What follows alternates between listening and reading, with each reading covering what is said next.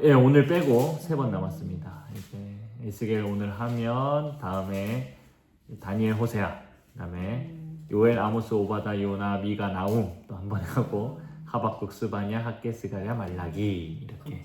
끝나네. 예, 벌써 끝나갑니다. 신약은 가을에 하거든요. 예, 신약은 가을에 할 거니까 조금 여유롭게 생각해 보시면 되겠고. 신약 하기 전에 고향열 천국도 한번 찬찬히 읽어야 돼. 좋습니다. 아마 지금은 급해가 숙제하기 급급해가지고 뭐. 그렇구나. 근데 이거 안 하면 안 마실 것 같아. 봐야지. 그 습관이 돼가지고. 저도 그렇습니다. 예, 에스겔서는 이제 이사야 선지자와 예레미야 선지자와 달리 이제 바벨론 포로로 잡혀가 있는 이스라엘 백성들을 향해 쓰여졌다라고 생각을 하시면 되겠습니다. 잠시 지금 저도 역사적 상황을 살펴보면 북이스라엘 이미 멸망했죠. 아수르에 의해서 멸망당했고 아수르도 이제 바벨론에 의해서 이제 멸망이 당했습니다. 그리고 이제 이 바벨론이 이제 더 강세해지면서 이제 남유다를 3번 침공하고 그 3번 침공할 때마다 한 차례씩 하고 그 마지막 3차 때는 예루살렘이 다 이제 멸망을 하게 되는 역사적 배경이 있습니다. 처음 1차 포로 때는 다니엘과 세 친구들, 이제 대표적인 인물들이 잡혀갔고요. 2차 포로에 잡혀간 사람들 중에 이제 에스겔 선지자가 있습니다. 그다음 3차 때 완전히 남유다가 멸망하면서 이제 남유다에 있었던 많은 남은 자들, 그루터기들이 이제 다 바벨론으로 잡혀오게 되는 상황에 있습니다. 그리고 이제 지난 시간에 살펴봤던 이제 예레미야의 경우에는 이제 3차로 남유다가 완전히 무너질 때까지의 이제 예루살렘에서 이제 사역을 하고 있었다면, 그러니까 지금 예루살렘 지역에는 예레미야가 활동 중에 있습니다. 그 동시대에 바벨론 지역에서 에스겔 선지자가 똑같은 말을, 예레미야 선지자가 했던 말과 에스겔이 했던 말을 보면은 사실 동일한 말입니다. 다만 예레미야는 예루살렘에서, 에스겔은 바벨론 땅에서 각각 선포한 내용이다라고 생각을 해주시면 되겠습니다. 그러니까 이제 예레미야 선지자는 남유다한테 어떻게 말해야 되겠습니까? 바벨론에 항복하고 포로로 잡혀가라 라는 말이고, 에스겔은 바벨론에 순복하자, 여기에 있는 것이 우리에게 살 길이다 라는 동일한 메시지를 선포했다라고 보시면 되겠습니다. 이제 에스겔서의 내용을 보면 에스겔서는 총 48장으로 되어 있습니다. 이것을 총 두 부분으로 나눠볼 수 있는데요. 전반부는 1장에서부터 32장 이렇게 끊을 수 있고, 후반부는 33장에서부터 48장까지로 우리가 볼 수 있습니다.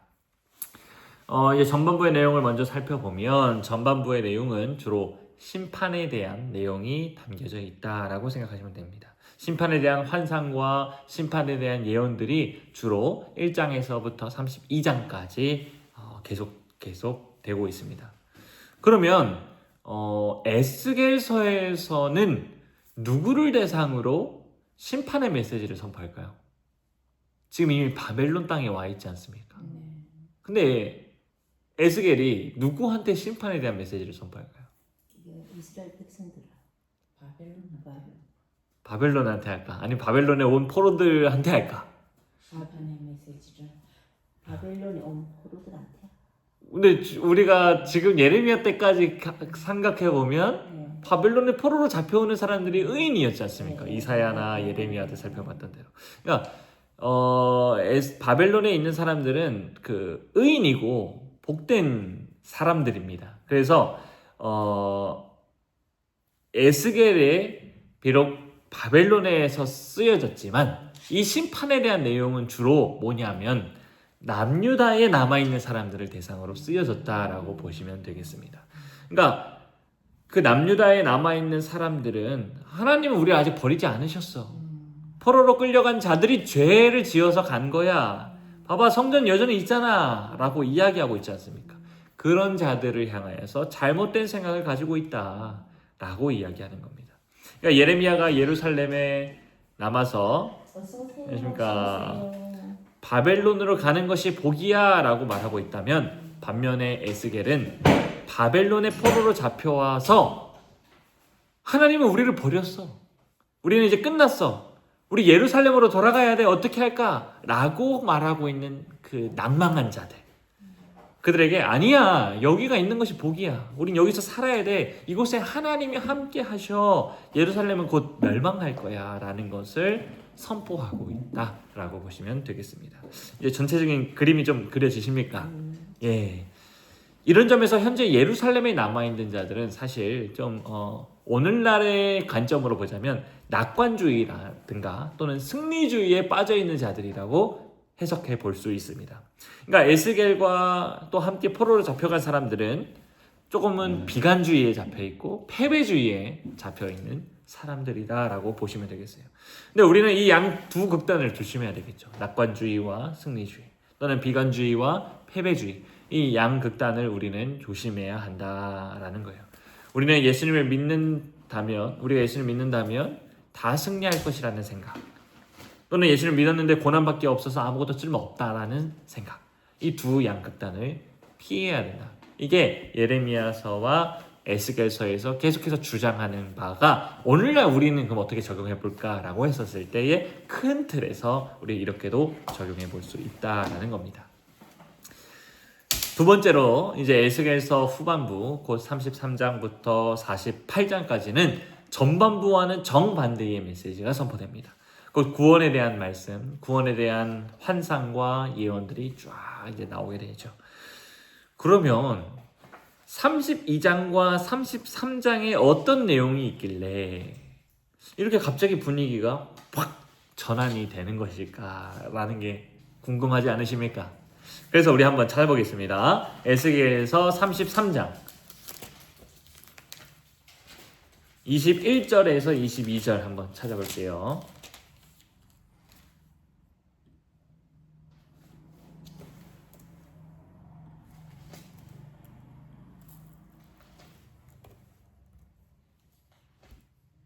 에스겔서 33장 21절 28절입니다.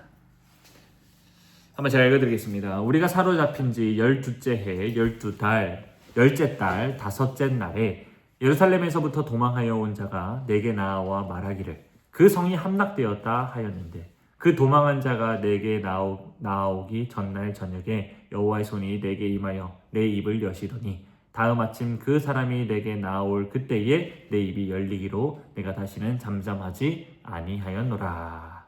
이렇게 말하고 있습니다. 지금 무슨 말입니까? 에스겔서 1장부터 지금까지 했던 말은 예루살렘이 멸망할 것이다, 심판당할 것이다, 바벨론에 있는 것이 안전하다라는 내용이었습니다. 그런데 33장 21절과 22절에 오니까 어떤 상황이에요? 정말로 예루살렘이 멸망했다라는 소식이 바벨론까지 전해져 나왔다라는 거예요. 거기서부터 도망쳐온 사람을 에스겔 선지자가 딱 만나게 된 거예요. 그 사람으로부터 예루살렘 성이 함락되었습니다라는 소식을 듣게 된 거죠. 그러니까 선지자가 지금 1장에서부터 32장까지 했던 예언의 말씀이 정말로 이루어진 계기가 지금 33장에 오니까 확정된 겁니다. 그래서 이제 이 이후로부터의 말씀이 달라지기 시작합니다. 예루살렘 성이 멸망됐고 파괴되니까 이제 회복의 메시지가 전파되는 거죠. 예레미야 1장 10절 말씀 기억하시죠? 보라, 내가 오늘 너를 여러 나라와 왕국 위에 세워 내가 그것들을 뽑고 파괴하며 파멸하고 넘어뜨리며 다시 이제 뒤에 건설하고 심게 하였느니라. 뽑고 파괴되고 파멸되고 넘어뜨려지니까 이제 다시 건설하고 심는 이야기가 시작된다라는 거예요. 그래서 에스겔 선지자는 32장 33장까지 전혀 다른 이야기를 하다가 심판에 대한 메시지가 나오다가 이제 33장 후반부부터는 회복의 메시지, 구원의 메시지가 선포되더라라는 거예요. 그래서 이제 에스겔 선지자는 야, 이제 예루살렘 성 파괴된 거 봤잖아. 하나님 말씀대로 저렇게 심판받는 거 봤잖아. 이제 하나님이 너희를 구원하실 것이다. 너희들 이제 회복될 거야. 너희들 바벨론 포로에 잡혀왔다고 버림받고 손가락질받고 비난받고 스스로 패배자라고 생각했겠지만 그것이 아니다라는 것이 증명됐다. 하나님이 너희와 진짜로 함께 하셔. 그러니까 너희들 이제 회복될 거야. 이렇게 메시지가 선포되는 겁니다. 그렇다면 왜 하나님은 다시 회복의 말씀을 주시는 걸까라는 거죠. 이미 예레미야한테도 많이 들었고, 근데 왜 에스겔 선지자가 또 똑같은 이야기를 다시 바벨론 사람들한테 하는가? 그래서 앞서 우리가 이야기했던 대로 이 바벨론 포로에 잡혀온 사람들은 비관주의, 패배주의에 쩌들어 있었기 때문이에요.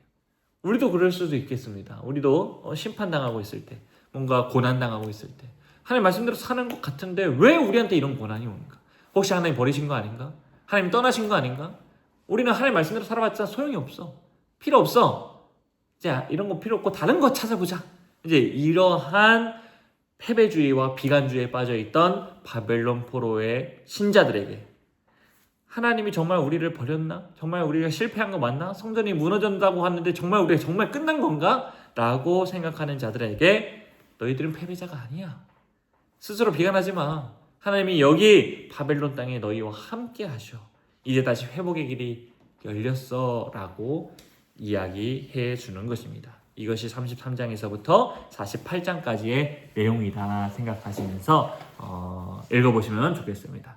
이제 에스겔서의 핵심 주제와 이제 하나님이 그 주제를 에스겔서에서는 좀 어떤 방식으로 풀어가는지에 대해서 간단하게 살펴보도록 하겠습니다.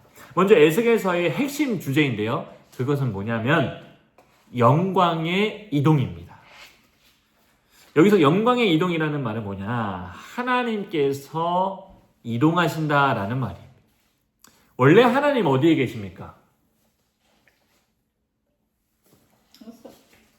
하늘이나 성산 안에 있겠죠. 네, 이 땅에서 봤었을 때 하나님은 성전에 계십니다. 맞죠? 하나님이 성전에, 내가 택한 곳, 거기에 내가 너와 함께 한다. 이미 성막 시대 때부터 성막이었고 성전이었고 하나님은 언제나 그곳에서 함께 하시겠다라고 했고 이스라엘 백성들은 다 그곳에 나와서 제사를 통해서 하나님과 함께함, 임마누엘을 경험해야 했습니다. 이때 이제 하나님께서 확실하게 보여주시는 구름이 있었죠. 이 구름. 그래서 우리 보통 뭐라고 말합니까? 그렇죠. 구름 기둥, 불 기둥. 그 다음에 성막에서 다 구름이 가득했어요. 그래서 모세조차 막 못 들어가고 막 있는 그거를 우리는 영광 구름, 쉐키나의 구름 이렇게 또 표현을 하지 않습니까? 그 영광의 구름이 가득 채워졌어요. 이거는 우리가 생각하는 어떤 물리적인 구름, 물론 구약 시대 때는 그렇겠습니다. 정말 구름이었겠죠. 하지만 우리는 그 구름을 봤을 때 지금 이렇게 구름이 가득 채워져서 그런 구름이 아니라 하나님의 임재를 경험하는 상징이라고 하십니다. 그래서 예수님이 구름에 가려져서 이제 승천하실 때 구름에 가려졌다 이렇게 보이지 않더라라고 표현되어 있지 않습니까? 우리는 보통 이제 하늘에 올라가시니까 하늘에 파란 하늘에 구름 흰 구름들이 뭔가 이렇게 가려져서 안 보인다 이렇게 이해할 수 있는데 사실 그게 아닙니다. 하나님은 구름이 가리워졌다라는 표현은 어떤 거냐면 지금까지 구약에서의 그 구름, 하나님의 임재 구름. 그러니까 참 하늘에 올라가셔서 안 보이는 거다. 그러니까 우리 하늘에 이제 어린아이들한테 우리 하나님 하늘에 계셔 이렇게 말하면 뭐라고 말합니까? 그럼 하늘 어디에 계셔? 그럼 우리 그래서 보통 어떻게 생각했습니까? 저 우주에 나아가면 어딘가에 하나님이 계신가? 또 이렇게도 어린 사람들은 그렇게 생각하지 않습니까? 근데 사실 하늘에 오르셨다라는 표현은 물리적인 하늘과 우주가 아니고 이 시간과 공간을 뛰어넘는 하늘을 표현하죠. 그래서 구약에서는 하늘도 세 개의 층으로 표현을 합니다. 땅도 하늘과 땅과 땅 아래 이렇게 이 지구 우리가 경험하는 하나님의 집도 세 개, 3층으로 구조하지만 하늘이라고 표현되는 것도 3층으로 표현합니다. 지금 우리가 보이는 하늘, 그 다음에 하늘, 궁창 위의 하늘, 그 다음에 하늘. 그래서 솔로몬이 예루살렘 성전 지었을 때 하늘과 하늘의 하늘이라도 주를 용납하지 못하겠거든 하물며 이곳에 하나님께서 임재하시겠습니까? 이런 표현들을 쓰고 또 바울조차 내가 셋째 하늘에 올라갔다. 그러니까 셋째 하늘이라는 표현들은 다 우리가 생각하는 하늘이 아니라 그 천상의 하늘, 시공간이 뛰어넘는 참 하늘이라고 이해하시면 좋겠습니다. 근데 지금 그 영광의 구름, 그 영광이 에스겔서에서 보니까 어떻게 이동하냐? 원래 예루살렘 성전에 있어야 하는 그 구름의 영광이 이동하더라라는 거예요. 어디로 이동했을까요? 예루살렘. 아니 지금 예루살렘에 있지 않습니까? 예루살렘. 그럼 예루살렘에서 어디로 이동? 바벨론. 그렇죠. 바벨론으로 이동한다라는 내용이 에스겔서의 환상입니다. 하나님은 에스겔서의 환상을 통해서 하나님이 예루살렘이 아니라 예루살렘을 버리고 바벨론에 있다라는 것을 계속해서 보여주고 계십니다. 우리 에스겔서 1장 한번 다시 돌아가 보겠습니다. 에스겔서 1장 1절부터 3절 말씀입니다. 우리 한번 1절에서 3절 말씀 함께 읽어보도록 하겠습니다. 시작. 1절부터입니다. 시작. 30째 해의 넷째 달 초닷새에 내가 그발강가 사로잡힌 자 중에 있을 때에 하늘이 열리며 하나님의 모습이 내게 보이니 여호야긴 왕이 사로잡힌 지 5년 그 달 초닷새라. 갈대아 땅 그발 강가에서 여호와의 말씀이 부시의 아들 제사장 나 에스겔에게 특별히 임하고 여호와의 권능이 내 위에 있으니라. 아멘. 지금 에스겔서 1장을 보니까 하늘이 열리고 하나님의 모습이 에스겔 선지자에게 보이기 시작합니다. 근데 그 장소가 굉장히 많이 나오죠. 그 장소가 어디라고 말합니까? 그발강가다. 그리고 갈대아 땅 그발강가다. 이렇게 굳이 이 1절에서 3절에 두 번이나 이 그발강가다라는 사실을 이야기하고 있습니다. 이 그발강가는 바벨론에 있는 강이라고 보시면 됩니다. 그발강가라는 거는 우리 이제 이 바벨론 지역 메소포타미아 문명 이제 이 지역이지 않습니까? 이곳에는 큰 강 두 개가 있었습니다. 뭐죠? 메소포타미아 강과 아니죠. 그러니까 메소포타미아라는 거는 두 개의 강이라는 의미고요. 이 안에 그렇죠. 유브라데 강과 티그리스 강 이렇게 두 강이 있습니다. 근데 이 두 강이 있다 보니까 이 강과 이 강 끝에 사이에서는 이렇게 사실 물이 중요한 이유는 그 이동이 빠르다라는 거는 육로보다 사실 물이 더 빠릅니다. 그러니까 여기와 여기 사이에 운하를 만들면 육지로 이동하는 것보다 좀 더 수월하게 우리가 빨리빨리 이동해서 만날 수 있지 않을까 이런 생각을 한 거예요. 그래서 마침 그발강이라는 게 어느 정도 중간에 티그리스 강과 유브라데 강 사이에 좀 이렇게 있어가지고 이거를 좀 확장해서 운하를 만들면 우리가 전체적으로 그러니까 티그리스 강 유역 사이로 발전된 문명과 티그리스 강 사이로 발전된 이 강이 연합할 수 있는, 마치 불경이 이제 경제적으로 연합하기 위해서 교통망이 지금 세워져야 하는 것처럼 지금 그런 상황이 있습니다. 그러니까 그곳에 굉장한 일꾼들이 필요하겠죠. 그래서 바벨론 포로에서 많이 잡혀온 사람들이 보통 그발강가 근처에서 포로로 잡혀가서 노역을 하게 되었습니다. 그런데 지금 그곳에 에스겔 선지자가 여호와의 영광을 보게 됩니다. 그리고 이후에 좀 더 구체적인 내용들이 기록되어 있는데 26절에서 28절 한번 볼까요? 26절에서 28절.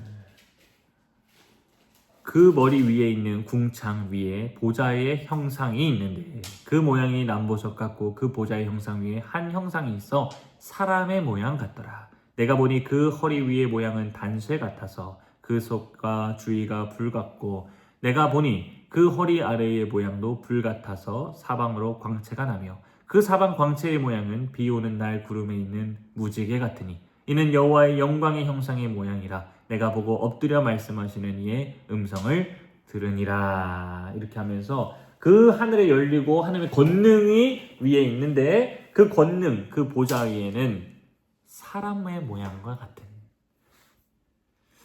자, 에덴 동산을 지키는 그룹과 성막과 성전에 그려져 있는 천사들이 실제로 이제 쫙 이렇게 일어나서 지금 이제 에스겔서 1장에 보면은 막 그 천사들 막 10절 같은 거 보면 막 얼굴 사방에 날개를 막 달고 있고 막 얼굴이 사람의 얼굴이 있는 사자의 얼굴이 있고 막 소의 얼굴이 있고 막 굉장히 막 기괴한 모습으로 막 이렇게 막 나타나지 않습니까? 이게 뭐냐면 우리는 천사 하면 굉장히 이렇게 사람 모양의 흰 색깔 쫙 이렇게 엄청 아름다운 모습으로 하거나 또는 정말 애기애기한 표현으로 막 이렇게 막 하는데 성경에서 묘사하는 천사는요 굉장히 무섭습니다. 막 뭐랄까요? 판타지에서 보는 정말 기괴한 모습인데요. 이런 표현들이 우리가 그냥 막 이걸 막 묘사하자 막 이런 보다는 사실은 이제 우리의 영적인 존재이기 때문에 우리의 눈으로 보여주기 위해서 하나님께서 그렇게 표현하시는 거고 다 그런 의미가 담겨져 있습니다. 근데 그거는 이제 지금은 막 말하고 싶지는 않고요. 어쨌든 그런 영적 존재가 지금 실제로 눈에 보이고 있는데 그들이 천사다라는 거예요. 무슨 말이냐? 원래 성막과 성전에 그룹들이 있고 그 다음에 언약궤 특히 언약궤에 이렇게 천사들이 그룹이 이렇게 하고 있지 않습니까? 그 언약궤 위에 하나님이 계십니다. 그래서 원래 언약궤는 하나님의 보좌라고 보통 이야기를 하죠. 그러니까 하나님이 타고 이동하는 겁니다. 그래서 천사들은 사실 성경에서 구약에서 어떻게 표현하냐면요. 하나님이 구름을 타시는 느낌으로 표현하시죠. 근데 그 구름이 사실은 천사이기도 합니다. 그러니까 왜냐하면 하나님 천사를 타고 다니시거든요. 그러니까 언약궤를 보면은 그 천사 위에 하나님이 타고 다니시는 거예요. 그래서 천사들은 하나님의 이동수단입니다. 그렇게 이제 타고 다니는데 지금 이 에스겔에 보니까 그 천사들이 와 있는 거죠. 천사들이 와 있고 그래서 하나님께서 이제 이곳에 나타날까? 그 사람 모양이더라. 그 사람 모양은 이제 결국 나중에 알게 되겠지만 예수님이었더라라는 걸로 다 이렇게 성경적으로는 연결이 됩니다. 어쨌든 여호와의 영광이 지금 예루살렘 성전에 있어야 됐는데 그발 강가에 있다라는 것을 지금 에스겔서 1장에서 계속 그거를 막 이제 표현을 하고 있는 것입니다. 그래서 1장에서 그분을 우리가 막 구체적으로 표현되는 것은 이해는 안 되지만 하나님이 지금 그발 강가에 오셨다. 특별히 보좌가 바퀴가 달려 있어요. 바퀴가 달려 있어서 지금 오신 그 그림의 모습으로 오셔서 이제 에스겔서 2장과 3장에서 뭘 하냐면 에스겔 선지자를 부르시는 이제 내용이 이제 나오게 됩니다. 그리고 이제 에스겔서 8장부터 11장까지 보시면 하나님께서 이제 왜 바벨론까지 오게 되었는지, 왜 예루살렘 성전에 계셔야 할 하나님이 바벨론까지 오실 수밖에 없었는지를 에스겔서 8장에서부터 11장까지 기록되어 있는데 우리 한번 8장 1절에서 3절 말씀 찾아보겠습니다. 이 말씀은 앞서 이제 1장과 유사한 내용입니다. 근데 하나님이 이제 에스겔을 예루살렘으로 옮기시는 모습인데요. 제가 한번 1절에서 3절 읽어드리겠습니다. 엿새째 해 여섯째 달 초닷새에 나는 집에 앉았고 유다의 장로들은 내 앞에 앉아 있는데 주 여호와의 권능이 거기에서 내게 내리기로 내가 보니 불 같은 형상이 있더라. 그 허리 아래의 모양은 불 같고 허리 위에는 강체가 사는 단쇠 같은데 여기는 이제 하나님의 모습을 이제 막 이렇게 표현하는 겁니다. 쭉 하는데 그 주의 영이 나를 들어서 천지 사이로 올리시고 하나님의 환상 가운데 나를 이끌어 예루살렘으로 가서 안뜰로 들어가는 북향한 물에 이르시니 거기에는 질투의 우상 곧 질투를 일어나게 하는 우상의 자리가 있는 곳이라. 지금 에스겔이 지금 여호와의 영으로 인해서 쫙 지금 예루살렘으로 탁 가 있어요. 그다음 그 예루살렘의 성전을 보니까 거기에 뭐가 있더래요? 질투를 일어나게 하는 우상의 자리가 있는 곳이다라고 표현을 하고 있습니다. 하나님의 성전에 우상이 있었더라라는 거예요. 그리고 10절을 보고 봅시다. 내가 들어가 보니 10절입니다. 내가 들어가 보니 각양 곤충과 가증한 짐승과 이스라엘 족속의 모든 우상을 그 사방벽에 그렸고 충격적입니다. 11절 이스라엘 족속의 장로 중 70명이 그 앞에 섰으며 사반의 아들 야사냐도 그 가운데 섰고 각기 손에 향로들을 들었는데 향연이 구름같이 오르더라. 장로들조차도 지금 직분자들이죠. 직분자들조차도 지금 그 우상들 앞에 서서 섬기고 있는 모습. 향연은 원래 성소에서 지성소 안에 있는 향단을 가지고 그 연기를 품어서 이제 이스라엘 백성들의 그 모든 기도를 하나님께 올려드리는 모습인데 지금 그거를 누구 앞에서 하고 있는 거예요? 우상. 근데 그곳이 어디예요? 성전 안에. 좀 이런 상황이 있습니다. 14절 마지막을 보니까 그가 또 나를 데리고 여호와의 전으로 들어가는 북문에 이르기로 보니 거기에 여인들이 앉아 단무스를 위하여 애곡하더라. 예, 지금 뭐 말이 아닙니다. 16절 그가 또 나를 데리고 여호와의 성전 안뜰에 들어가시니라. 보라 여호와의 성전 문 곧 현관과 제단 사이에서 약 25명이 여호와의 성전을 등지고 낯을 동쪽으로 향하여 동쪽 태양에게 예배하더라. 지금 동쪽에서부터 하나님한테 들어가니까 하나님은 서쪽에 계시는 거 아닙니까? 근데 이 사람들은 서쪽을 바라보지 않고 등지고 동쪽에 있는 태양을 바라보면서 태양신을 섬기고 있는 모습입니다. 그러니까 지금 하나님은 에스겔을 예루살렘 성전으로 데려오셔서 뭐 하는 거냐면 봐봐라, 내 집이 이런 상태다. 지금 내 집이 어떤 상태냐, 우상들이 가득가득하다. 이제 내가 어떻게 해야 되겠냐, 이거를 에스겔 선지자한테 보여주고 있는 것입니다. 그리고 이제 이런 상황에서 쭉 있다가 이제 10장 18절 10장 18절 19절 20절인데요 우리 함께 읽어보도록 하겠습니다. 18절부터 20절까지입니다. 시작. 여호와의 영광이 지방을 떠나서 그룹들 위에 머무르니 그룹들이 날개를 들고 내 눈앞에 땅에서 올라가는데 그들이 나갈 때에 바퀴도 그 곁에서 함께 하더라. 그들이 여호와의 전으로 들어가는 동문에 머물고 이스라엘 하나님의 영광이 그 위에 덮였더라. 그것은 내가 그발 강가에서 보던 이스라엘의 하나님 아래에 있던 생물이라. 그들이 그룹인 줄을 내가 아니라. 예. 자, 여전히 지금 예루살렘에 있는데, 보니까 여호와의 영광이 성전 문지방을 떠나서 그룹들 위에 머물렀다. 지금 언약궤 위에 있는 그룹들이 지금 하나님의 영광을 태우고 지금 이동하고 있는 모습이 그려져 있습니다. 심지어 그 바퀴가 달려서 이거 내가 에스겔 1장 그불 강가에서 봤던 이 장면이 그러니까 지금 에스겔에서 8장, 9장, 10장은 에스겔에서 1장보다 사실 시점으로 봤었을 때 더 전의 모습을 지금 환상을 에스겔이 보고 있는 거죠. 내가 그발 강가에서 봤던 것이 왜 있었을까? 지금 에스겔한테 보여주는 거예요. 10장에서 보니까 내가 지금 그 8장, 9장, 10장 보면서 우상이 숭배했기 때문에 내가 이제 이 집을 버리려고 한다. 내가 지금 타고 있다. 지금 그런데 심지어 바퀴를 달고 그발 강가야 포로들에게로 왔다. 왜? 이미 예루살렘 성전은 타락했기 때문이다. 그래서 하나님께서 지금 뭐 하냐? 출 예루살렘, 출 성전 하고 계시다라는 거예요.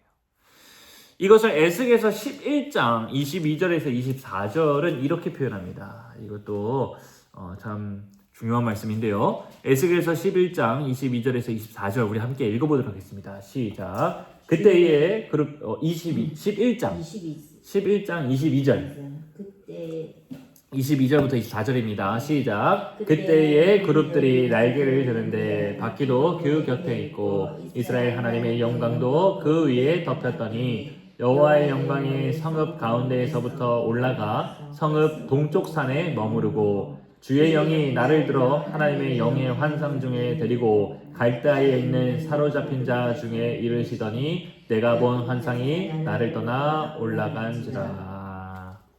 아멘. 여호와의 영광이 지성소에서 성전 문 앞까지 나왔다가 예루살렘 성전으로 나와서 그 성읍 동쪽 산에 머물렀다라고 표현하고 있습니다. 이 동쪽 산이 어디냐? 어딜까요? 예루살렘 성전 다녀오셨죠? 네. 그 예루살렘 성전 맞은편 산이 어디입니까? 어디에서 그 예루살렘 성전 바라보셨습니까? 사진 찍지 않습니까? 신사도가 감남. 그렇죠. 그 예루살렘 성전 맞은편 산은 감난산입니다. 이 감남산 왜 거기 방문하십니까? 그곳이 무슨 역사적 배경이 있기 때문에. 감남산이 신의 산인 것 같아요. 아니. 그러니까 예수님 십자가. 그렇죠. 아니. 십자가 달리신 곳 아니고 밤새 기도하신 아. 겟세마네 동산, 다 거기가 감난산입니다. 예. 지금 그 감난산에서 여호와의 영광이 머물고 있다가 24절에서 보니까 결국 갈대아에 있는 사로잡힌 자중으로 쫙 가는 겁니다. 이처럼 에스겔서는 계속해서 여호와의 영광이 예루살렘 성전을 버리고 바벨론에 와 있다라는 것을 강조합니다. 그 이유는 하나님의 성전을 버리셨다라는 것을 쉽사리 이해할 수 없기 때문에 계속해서 이제 이런 환상들을 보여주시고 가르쳐주고 계셨다라는 거예요.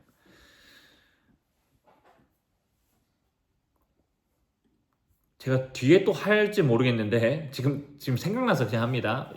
제가 예수님 얘기했으니까 그런 면에서요. 지금 이 말씀의 1차적인 성취가 예수님한테도 이루어집니다. 예수님이 예루살렘 성전을 계속 들락날락 하시거든요.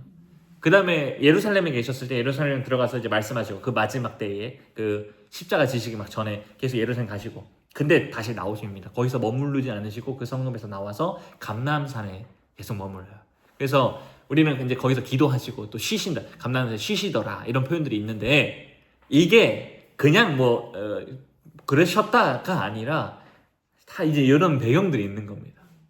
무슨 표현이냐? 여호와의 영광이 원래 예루살렘에 계셔야 되는데 예수님이 성전 아니십니까? 근데 그 성전 하나님의 영광 자체이실 그분이 어디에 계십니까? 감난산에 계세요. 이제 조만간 떠날 상황이다라는 것. 지금 너희들의 영적 상태가 예레미야와 에스겔 때와 같다라는 것을 자신의 그 행위를 통해서 계시해주고 계셨던 겁니다. 자, 그렇습니다. 그래서 이제 그러면 하나님은 지금 성전을 떠나셨어요. 그러면 그곳에서 예배드리는 게 의미가 있습니까? 없습니까? 없습니다. 그래서 예레미야 선지자가 계속 말한 거예요. 바벨론으로 가야 한다. 출 예루살렘 해야 한다. 그리고 실제로 하나님은 예루살렘 버리시고 바벨 땅으로 친히 가셨습니다. 그게 이제 에스겔서에서 드러났죠. 하나님의 남은 자들과 함께 하시기 위해서 하나님은 예루살렘을 버리시고 바벨론으로 가셨다. 마치 하나님이 포로로 잡혀가신 것처럼 묘사를 하고 있습니다. 이미 우리가 엘리 대제사장 때 언약궤가 뺏기지 않습니까? 이것도 사실은 예수님이 포로로 잡혀가시는 모습. 그러니까 그 언약궤 하나님 자체가 먼저 이스라엘 백성들보다 먼저 심판당하고 있는 모습. 하지만 그곳에서 승리하셔서 다시 돌아오죠. 죽으셨지만 부활하시는 그림. 이것도 마찬가지야. 우리가 포로로 잡혀온 줄 알았는데 사실은 누가 우리를 대신해서 포로로 잡혀가시는가? 하나님이시다. 그 실체가 누구냐? 우리 통해서 예수님을 통해서 우리가 그것을 경험하게 되고 이 성경의 역사가 이 모든 예수 그리스도로 적용이 되더라라는 거예요. 어쨌든 이런 원리는 각각되는 우리 고신교회의 역사와도 사실은 일치를 합니다. 교회는 하나님이 계신 곳이지 않습니까? 근데 하나님이 그 교회를 버리시면 어떻게 되겠습니까? 우리도 그 교회를 떠나야 되겠죠. 하나님이 버리셨으니 우리가 떠나야 됩니다. 과거에 대한예수교 장로회는 하나였습니다. 우리 지금처럼 막 크게는 사실 이제 통합, 합동, 고신 이렇게 있지만 뭐 지금 사실 대한예수 장로회라고 이름대가 거의 뭐 100여 군데가 있다 뭐 이런 이야기도 들어봤습니다. 근데 이제 사실 그 당시에 이제 과거에 조선 예수교 장로회였어요. 처음에는 여기는 하나였습니다. 근데 일제치하 때 무슨 사건이 벌어집니까? 신사참배가 벌어지게 됩니다. 예. 그래서 교회조차 이제 신사참배를 해야 되는 상황에 놓여져 있게 됐고 조선 예수교 장로회 총회에서 신사참배를 예배 전마다 하기로 가결을 했습니다. 그리고 거기 또 모자라서 이제 총회 임원들이 다 일본으로 넘어가서 교회의 세례의식과 같이 미소기 하라이라는 것을 참여함으로써 내가 일본 천황을 모시는 그 신도입니다라는 것을 이렇게 드러냈어요. 이게 이제 이 조선 예수교 장로회 총회 산하에 있었던 경남노회에서 이제 반대를 한 거죠. 신사참배를 하면 안 된다. 그러니까 그 결과 총회에서 그들을 축출시킵니다. 너희들 우리 노예 목사 아니다. 너희들은 이제 목사 아니다. 이렇게 해버린 거죠. 그래서 이제 이 경남노예와 사실은 이제 평안도 저쪽 여기 두 그룹과 이제 만주 쪽까지가 큰 그룹이었어요. 그래서 이제 평양신학교가 원래 조선 장로회에서는 딱 하나의 신학교였거든요. 그래서 평양신학교를 중심으로 하는 이 평안도 지역의 노회들과 그다음에 이제 만주 지역으로 다 이제 독립운동을 하게 되면서 힘들었던 사람들이 만주 지역에서 마치 우리 이제 윤동주 시인이라든가 이제 이런 분들이 다 이제 그쪽에 있지 않습니까? 이곳에 이제 그 조선 예수교 장로회의 그런 사람들. 그 다음에 경남에는 남한 지역에서는 경남노회 이렇게 이제 크게 세 지역으로 크게 이제 이렇게 막 이제 한 거하고 우리 그걸 따를 수 없다 이렇게 막 치열하게 싸웠어요. 근데 안타깝게도 이제 이 남한 지역에서는 경남노회가 이렇게 했고 떨어져 나가게 됐고 이제 이 경남노회는 이제 평안에 있는 그 평안노회와 계속 교류하면서 우리 고신교회를 세우게 됐습니다. 근데 안타깝게도 분단이 되면서 싹 이제 남한 지역만 봤었을 때는 굉장히 극소수의 영남 지역에 조금밖에 안 남은 이런 교회가 돼버렸어요. 그다음에 평안도에 있는 많은 사람들이 이제 많이 내려오긴 했고 또 사실 이제 우리가 합동이라고 이름이 지어져 있던 것처럼 사실 고신과 합동이 이제 다시 연합하고 해서 하나로 하려고 했지만 또 이제 그런 또 내부적인 상황들 또 이런 과거의 역사에 대한 반성 회개가 없는 모습들 그다음에 또 신학교를 막 이렇게 하려고 하는 그런 권력들 싸움으로 인해서 고신교회가 다시 또 나오게 되는 또 이런 역사적 배경이 있습니다. 그런데 거기서 이제 또 많은 원래 그 우리 함께 동역했던 사람들이 그러니까 합동에 남아 있기도 합니다. 그래서 합동은 그래도 어느 정도 우리와 그래도 좀 친하다라고 보시면 되고 통합은 조금 조금은 더 멀리 있지만 그래도 교류는 해야 되는 교회이고요. 하여튼 어쨌든 우리 고신교회 역사는 그렇습니다. 그래서 우리 고신교회는 이 신사참배 이 당시에만 봤었을 때는 제가 뭐 지금의 다른 통합이나 합동을 뭐라 하는 건 아니고요. 그 당시에 신사참배를 가결했던 총회는 거짓교회였죠. 우상숭배를 장려했다라고 그 당시에 그 시점에서 봤었을 때. 그러면 그 거짓교회에서 참된 신자들은 어떻게 해야 됩니까? 나와야 되는 상황입니다. 그래서 고신교회가 세워지게 된 거다라고 생각하시면 되고요. 그런데 만약에 지금 우리는 그런 고신교회에 있습니다. 그렇다 하더라도 만약에 이 고신교회가 하나님의 말씀 버리고 신앙 고백대로 따르지 않고 다른 신 교묘하게 이런 것들을 퍼뜨린다면 우리는 어떻게 해야 되겠습니까? 당연히 우리 역시 고신교회를 나와야 하는 겁니다. 마치 이거는 종교개혁 때도 그랬습니다. 종교개혁 때도 수천 년 동안 하나의 교회였습니다. 수백 년 동안. 근데 왜 나올 수밖에 없었느냐? 이 교회가 거짓교회였기 때문에 개신교를 하게 된 거죠. 그래서 우리는 말하면 새로운 그때 종교가 새롭게 생긴 게 아니라 우리는 여전히 예루살렘 교회에서부터 온 교회다. 로마 교회가 타락해서 우리에서부터 이탈한 거다. 우리의 신앙 고백은 그렇습니다. 그래서 우리는 하여튼 어떻게든 참된 교회 안에 머무르도록 노력을 해야 돼요. 그러려면 계속 말씀을 바르게 배워야 되고 그 말씀으로 정리된 2000년 동안 신앙의 고백서들이 있지 않습니까? 그런 고백서들을 계속 살피고 우리 교회가 과연 이 뿌리 가운데 붙들고 있는가 아닌가를 치열하게 고민해야 됩니다. 그래서 다행히 우리나라는 이제 그렇게 이제 치열하게 고민하지 안 해도 되지만 사실 우리 교회 지금 이 세원약 교회 그러니까 참교회인지 아닌지를 사실 여러분들 치열하게 고민해 보셔야 됩니다. 제가 지금 세원역교회가 참교회가 아니다라는 말을 하는 게 아니고요.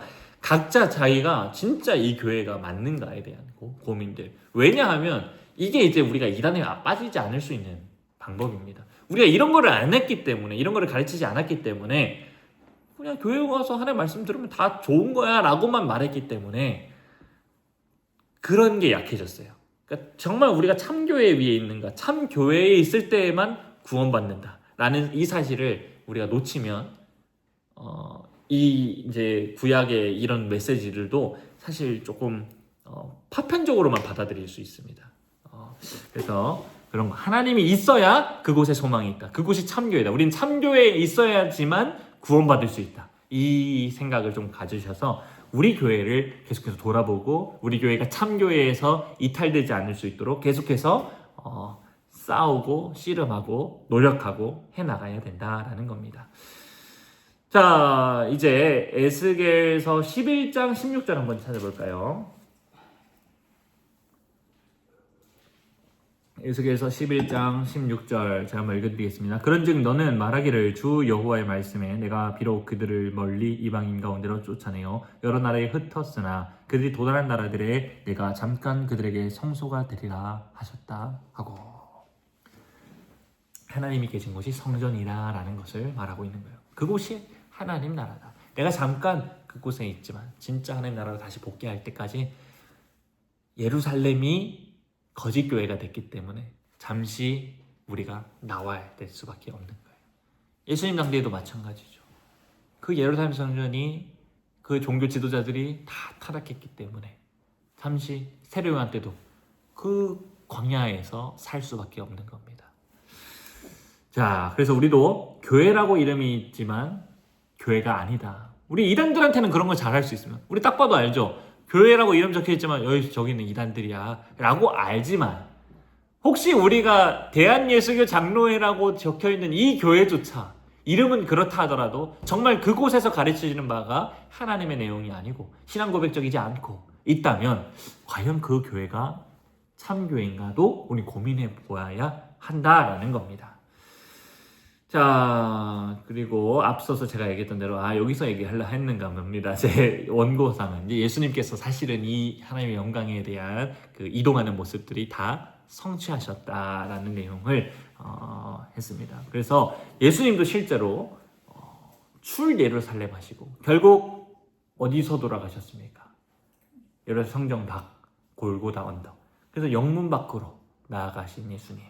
그래서 성전에서 떠나셔서 예수님은 사셨다라는 거예요.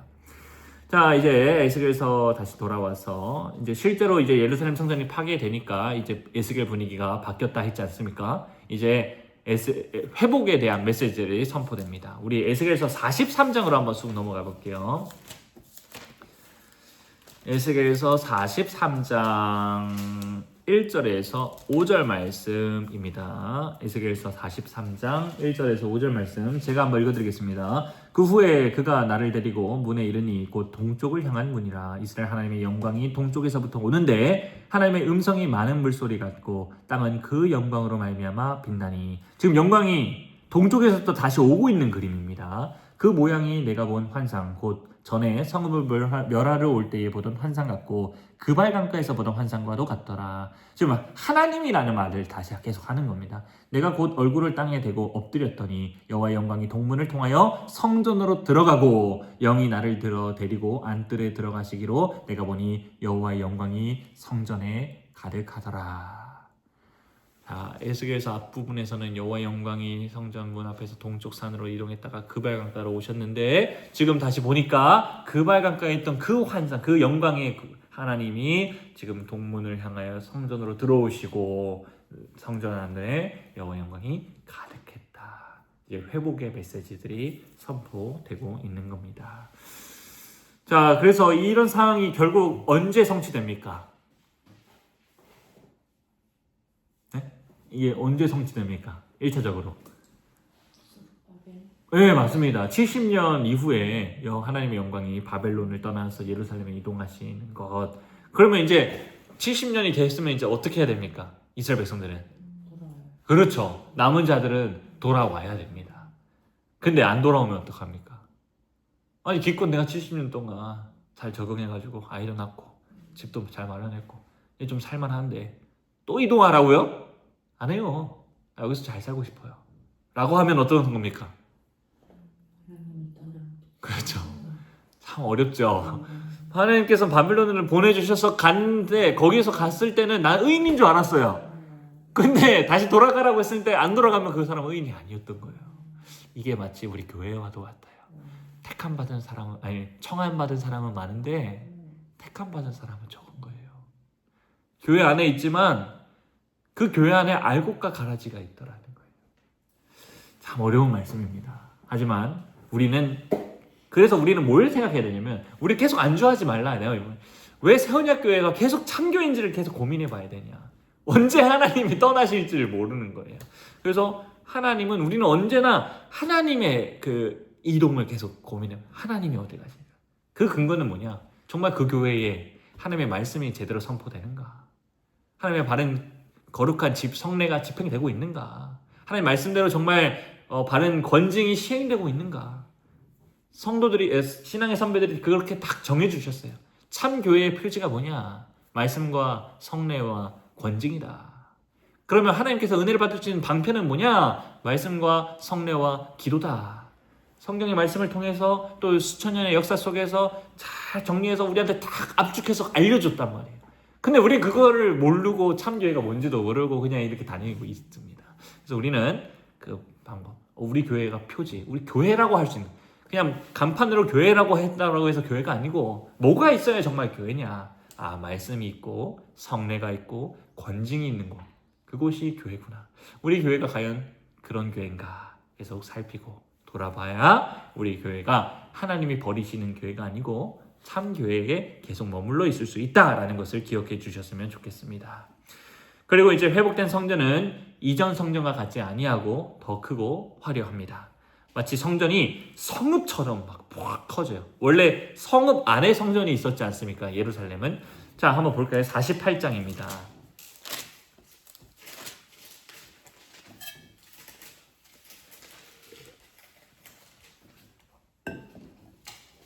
48장 5절. 잠시만요. 35절이네요. 48장 35절. 48장 35절입니다. 함께 읽겠습니다. 시작. 그 사방의 합계는 18,000척이라. 그날 후로는 그 성읍의 이름을 여호와 삼마라 하리라.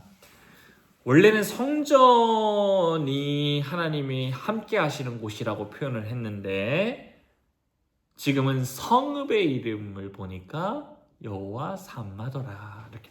여호와 삼마가 뭡니까?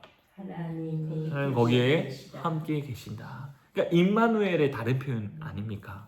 그러니까 에스겔 1장에서는 하나님의 영광이 떠나는 장면으로 시작했는데 결국 마지막 48장을 보니까 내가 여기 있다 이렇게 끝나고 있습니다. 하나님 떠나시는 것이 아니라 다시 돌아와서 함께 하시는 모습으로 있는데 그 발전인 거죠. 원래 성전이 자그마했는데 성읍으로 지금 확장된 개념입니다. 그래서 하나님의 구속사의 진전은요, 더 풍성해지고 더 크고 이렇습니다. 성막이었을 때보다 성전이 더 크졌어요. 근데 성전일 때보다 이제 더 그 회복될 나라는 성읍으로 확장이 됩니다. 그래서 참 아이러니하게도 성막에서 성전으로 옮겨질 때는 왜 옮겨졌습니까? 성막에 실로에 있었던 그 엘리에트의 제사장들과 그 자녀들이 타락했기 때문에 하나님 버리셨어요. 그래서 다시 들어가신, 하나님은 버리신 곳에서 이제 안 들어가십니다. 다시 새로운 곳으로 가시거든요. 그 새로운 곳은 더 크고 확장됩니다. 하나님 성전을 버리셨어요. 그러니까 더 크고 확장된 교회, 예수 그리스도 안에 있는 교회로 온 겁니다. 근데 물리적으로 봤었을 때는 굉장히 더 안 좋아 보이는데 실질적으로는, 영적으로는 더 크고 영광스럽다라고 이해하시면 되겠습니다. 그래서 이런 에스겔의 환상이 결국 어디로 착 이동하냐면 요한계시록에 보면 에스겔서에서 보였던 환상들이 성취되는 것을 보게 됩니다. 그러니까 에스겔 성취는 곧 신약 시대에서 성취되는 말씀이다 라는 거고, 예수님만이 참된 성전이 되셔서 성전을 헐렸지만 3일 만에 다시 부활하시고 더 완전하고 무너지지 않는 참된 성전이 예수님으로부터 세워지게 되었다라는 것으로 우리가 적용할 수 있고, 그 다음에 아까 1차적으로는 그 수룹바벨 성전으로. 근데 이제 수룹바벨 성전 짓는 사람들을 보니까 어떻습니까? 솔로몬의 영광을 본 사람들이 슬피 울어요. 맞죠? 그래서 회복됐지만 참 회복이 뭔지를 이제 그 당시에 이제 보여줍니다. 그래서 우리가 그때 역사서 하면서 참된 회복은 말씀으로 회복되는 거고, 그래서 성벽을 세우는 거고, 이제 이렇게 하면서 쭉 했죠. 그래서 사실은 이제 이 성읍 전체가 하나님의 회복의 모습인 것을 사실 그 역사 속에서도 좀 가늠해 볼 수 있습니다. 자, 이제 간단하게 이제 에스겔의 이 주제를 에스겔서에서는 좀 어떤 방식으로 전달하는가에 대한 계시 방법에 대해서 잠깐 다루겠습니다. 에스겔서 혹시 예전에도 좀 보신 적 있으시죠? 에스겔서에서 보면 조금 재미난 점 이런 거 없었습니까? 네, 환상 환상도 있지만 에스겔이 뭔가 특별한 행동을 같은 거.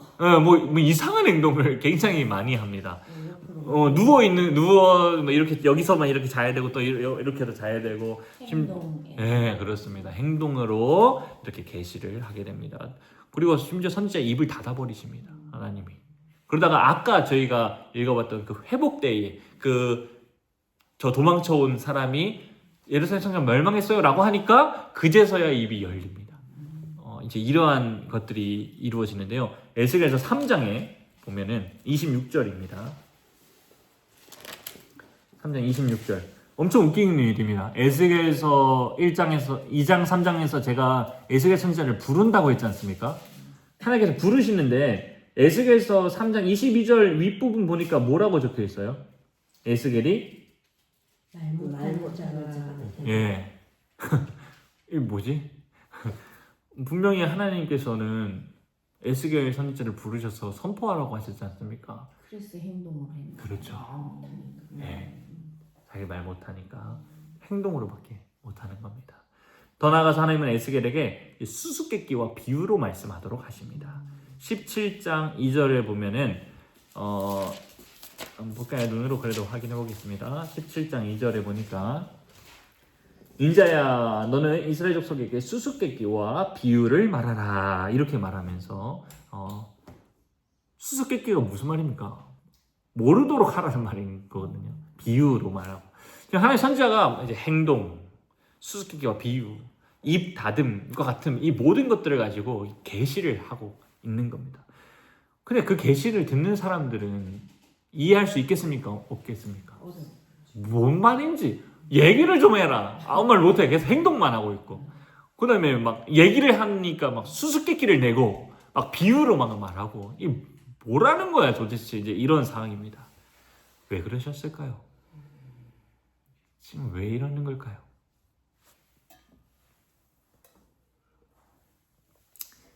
말을 해도 안 들으니까. 그거 맞습니다. 계시를 깨닫지 못하는 것이 심판이다라는 것을 보여주고 있는 거예요. 하나님의 말씀을 못 듣는 것 자체가 심판이다. 그래서 만약 우리가 설교를 듣는데 이해가 안 되고, 물론 이 전제는 정말 좋은 설교를 말하는 겁니다. 설교 듣는데 막 이해가 안 되고, 그러면은 내가 혹시나 하나님 심판 가운데 있는가? 내가 왜 설교 시간마다 왜 이렇게 졸리지? 물론 하나님께서 잠을 주실 수도 있지만 하나님 심판이 드리워진 건 아닌가? 이런 생각을 우리가 좀 해봐야 합니다. 이전에는 하나님이 율법을 가지고 제사장과 선지자를 통해서 말씀하셨는데 그들이 듣지 않고 우상을 계속 섬겼습니다. 그러니까 하나님은 그 말씀을 숨겨버리십니다. 이해를 못하도록 하십니다. 분명히 계시하는 건 맞지만 깨닫지 못하게 하는 거예요. 그래서 우리가 저번에 비밀, 크고 은밀한 비밀, 왜 계시를 비밀이라고 표현하는가? 이게 이제 다 여기에 연결되어 있습니다. 그리고 예수님조차도 이스라엘 백성들한테 뭐라고 비유로 말씀하시죠. 근데 비유로 말씀하시는데 우리는 보통 비유로 말씀하시는 것이 좀 이해가 쉽고 편하게 하려고 그렇게 하시는구나 라고 이해를 합니다. 그런데 실제로 예수님은 비유로 말씀하시는 이유에 대해서 어떻게 설명하는지 제가 한번 읽어드리겠습니다. 마태복음인데요. 제자들이 예수께 나와 이르되 어찌하여 그들에게 비유로 말씀하시나이까? 대답하여 이르시되 천국의 비밀을 아는 것이 너희에게는 허락되었으나 그들에게는 아니 되었나니 물은 있는 자는 받아 넉넉하게 되되 없는 자는 그 있는 것도 빼앗기리라. 그러므로 내가 그들에게 비유로 말하는 것은 그들이 보아도 보지 못하며 들어도 듣지 못하며 깨닫지 못함이니라. 이사야 예언이 그들에게 이루어졌으니 일러스되 너희가 듣기는 들어도 깨닫지 못할 것이요 보기는 보아도 알지 못하리라. 이 백성의 마음이 완악하여져서 그 귀는 듣기에 둔하고 눈은 감았느니 이는 눈으로 보고 귀로 듣고 마음으로 깨달아 돌이켜 내게 고침을 받을까 두려워함이니라. 이렇게 지금 이야기하고 있습니다. 그러니까 예수님께서 비유로 말씀하시는 이유는 뭐냐? 하나님의 백성들한테는 풍성하게 쉽게 이야기하시는 거지만 버림받은 자들에게는 안 들리게 하시기 위함이다. 에스겔서에서도 이러한 기법들을 많이 사용하시면서 굉장한 그 가장 그 마지막 때 심판들은 다 그겁니다. 말씀이 없어져요.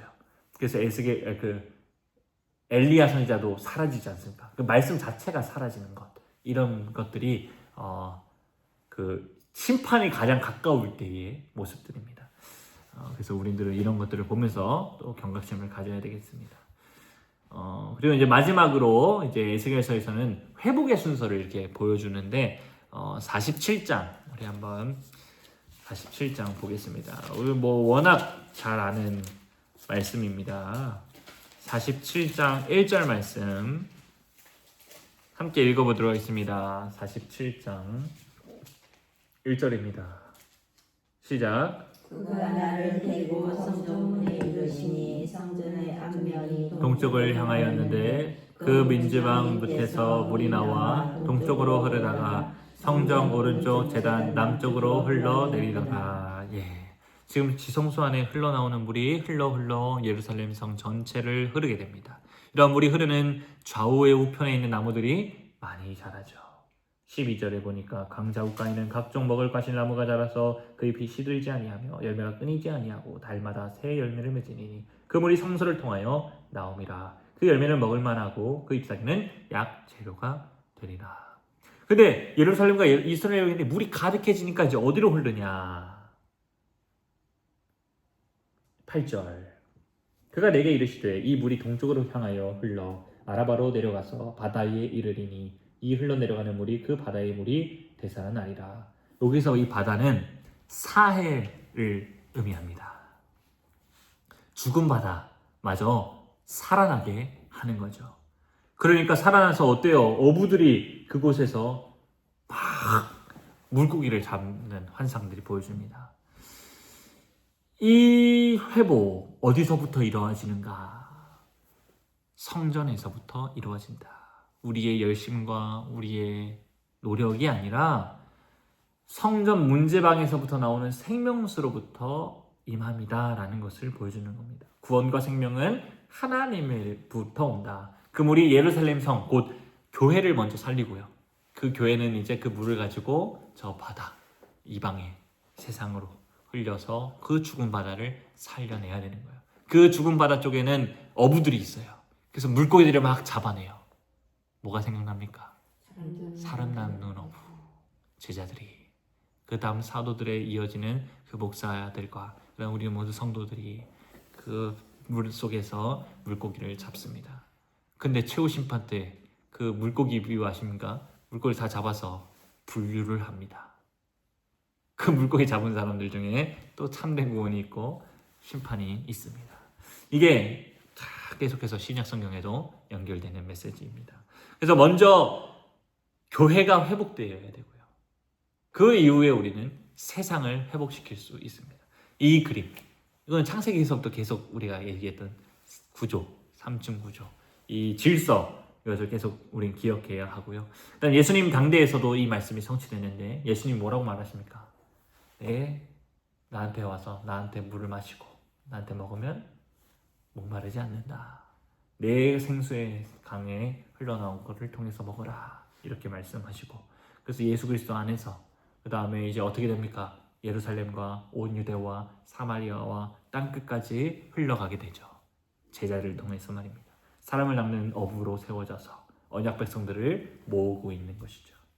그래서 우리는 그 생명의 물줄기를 통해서 이 동방 끝에 있는 대한민국에 이렇게 오게 되었고, 우리가 이제 믿고 이제 이고에도 새언약교회가 세워졌고 많은 한국 교회들이 세워져서 이제 그 복음의 사역을 또 감당을 하고 있습니다.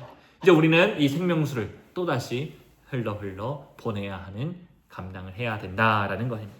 이것이 하나님이 창세기 때부터 원했던 창조의 섭리고 질서고 원리입니다.